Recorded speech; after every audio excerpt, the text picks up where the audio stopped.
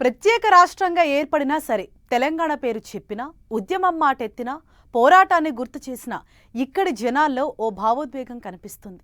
ఉద్యమంతో ముడిపడి ఉన్న ఏ విషయాన్ని టచ్ చేసినా ఈజీగా కనెక్ట్ అయిపోతుంటారు. దీన్ని ఒడిసిపట్టుకున్న తెలంగాణ సర్కార్ సరిగ్గా అదే అంశాన్ని టచ్ చేసింది. ఒకే ఒక్క నియామకంతో ఫుల్ మైలేజ్ తెచ్చుకుంది. అయితే ఓవైపు అంత మైలేజ్ తెచ్చుకున్న సర్కార్ మరో నియామకంతో పార్టీలో తీవ్ర విమర్శలను ఎదుర్కోవాల్సి వస్తోంది. ఇంతకీ మైలేజ్ తెచ్చిన నియామకం ఏంటి? డ్యామేజ్ చేసిన అంశం ఏంటి? తెలంగాణ మహిళా కమిషన్ చుట్టూ చర్చ.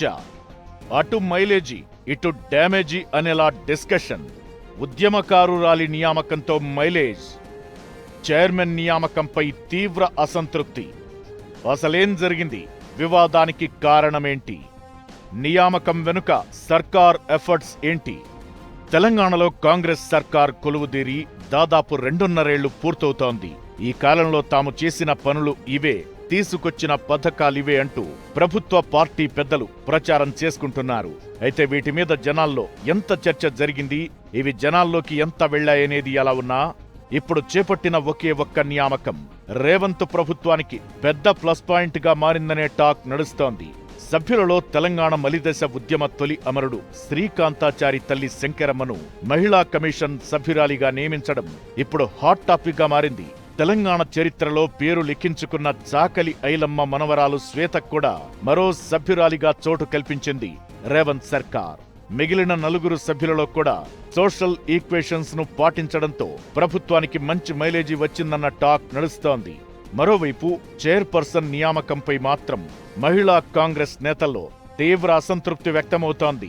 నిన్న మొన్నటి వరకు జీహెచ్ఎంసీ చైర్పర్సన్ గా ఉన్న గద్వాల్ విజయలక్ష్మికి ఆ పదవి ఇలా అయిపోగానే అలా మహిళా కమిషన్ చైర్పర్సన్ గా అవకాశం ఇవ్వడంపై ఇప్పుడు కాంగ్రెస్ నేతల్లో అసంతృప్తి వ్యక్తమవుతోంది. బీఆర్ఎస్ నుండి జీహెచ్ఎంసీ మేయర్ గా ఎన్నికైన ఆమె ఆ తరువాత కాంగ్రెస్ లో చేరిపోయి 5 ఏళ్ల పాటు పదవిలో కొనసాగారు. ఇప్పటికే ఆమె తండ్రి కేకే ప్రభుత్వ సలహాదారుగా ఉండగా ఇప్పుడు కూతురు విజయలక్ష్మికి మరో ఛాన్స్ ఇవ్వడంపై అసంతృప్తి వ్యక్తమవుతోందట. తెలంగాణను పేటెంట్ గా భావించే బీఆర్ఎస్ ను దెబ్బకొట్టేందుకు ఉద్యమకారులకు పెద్దపీట వేసే ప్లాన్ చేసింది రేవంత్ సర్కార్. ఇందులో భాగంగానే తెలంగాణ అమరవీరుల కుటుంబాలను టచ్ చేయాలని భావించారట సీఎం రేవంత్. అందుకే తెలంగాణ అమరుల కుటుంబాలను ఆదుకునే విషయంలో ఎమ్మెల్సీలు కోదండరాం, అద్దంకి దయాకర్ తో కూడిన కమిటీ ఏర్పాటు చేశారు. వారి సూచనలతోనే అమరవీరుల కుటుంబ సభ్యులకు అవకాశాలు కల్పించడంలో భాగంగా శ్రీకాంతాచారి తల్లి శంకరమ్మకు ఛాన్స్ ఇచ్చారట సీఎం రేవంత్. ఈ ఒక్క నిర్ణయంతో పొలిటికల్ గా బీఆర్ఎస్ మీద పై చేయి సాధించినట్లయిందని కాంగ్రెస్ వర్గాలు భావిస్తున్నాయి.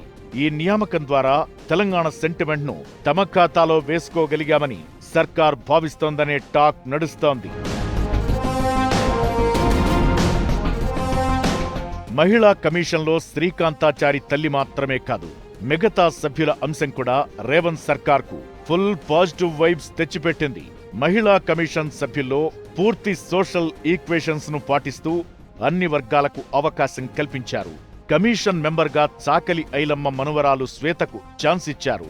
రాధాబాయ్, సదాలక్ష్మి, శశికళ, ఉజ్మా షకీర్ ఇలా అన్ని వర్గాలకు ప్రాధాన్యత ఇవ్వడం, అందులోనూ హెల్పింగ్ నేచర్ ఉన్న సామాన్యులకు అవకాశాలివ్వడంతో సర్కార్కు భారీ ప్లస్ అవుతోంది. అయితే చైర్మన్ గా విజయలక్ష్మి నియామకం మాత్రం ఈ పాజిటివ్ టాక్ కు బ్రేకులు వేసేలా మారిందనే చర్చ మరోవైపు నడుస్తోంది.